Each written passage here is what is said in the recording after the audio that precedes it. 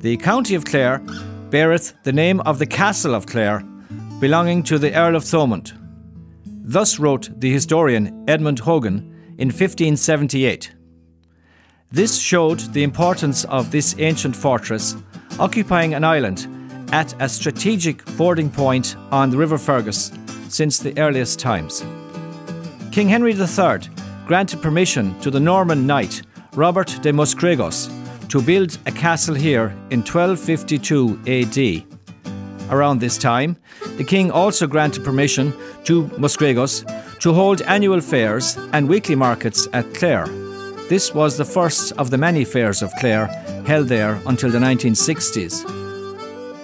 The Norman castle was destroyed by Brian Rua O'Brien, King of Thomond, in 1270.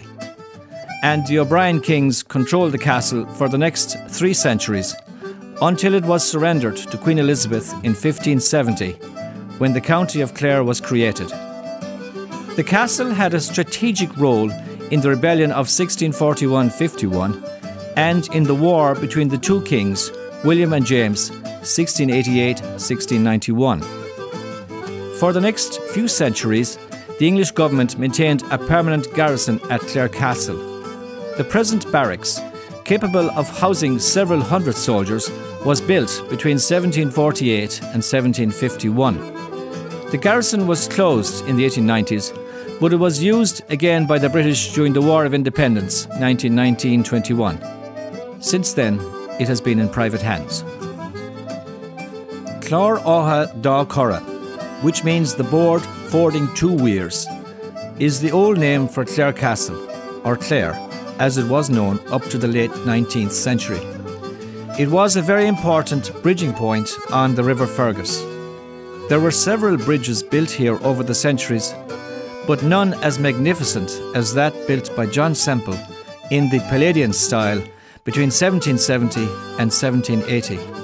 Unfortunately, that elegant 5-arched bridge was demolished by Clare County Council in 1970 to facilitate increasing road traffic. Clare Castle was also known as the Port of Mid-Clare. In the 19th century, there were regular trading links between Clare Castle and many ports in England, including Liverpool, Glasgow and London. Besides this, there were trading links with other countries such as Canada, Sweden and Poland. Most of the trade was in coal imports, but there were also imports and exports of timber, as well as grain. A large new quay was built in 1845. A second lower quay was added in the 1880s. Clarecastle Harbour Trustees was established in June 1887. The river trade was undermined partly by the opening of a railway from Ennis to Limerick in 1859. Also, it was no longer economical to import small cargoes of coal in the 1960s. The last coal boat came from Poland in 1961, and the last timber import was that from Sweden in 1969.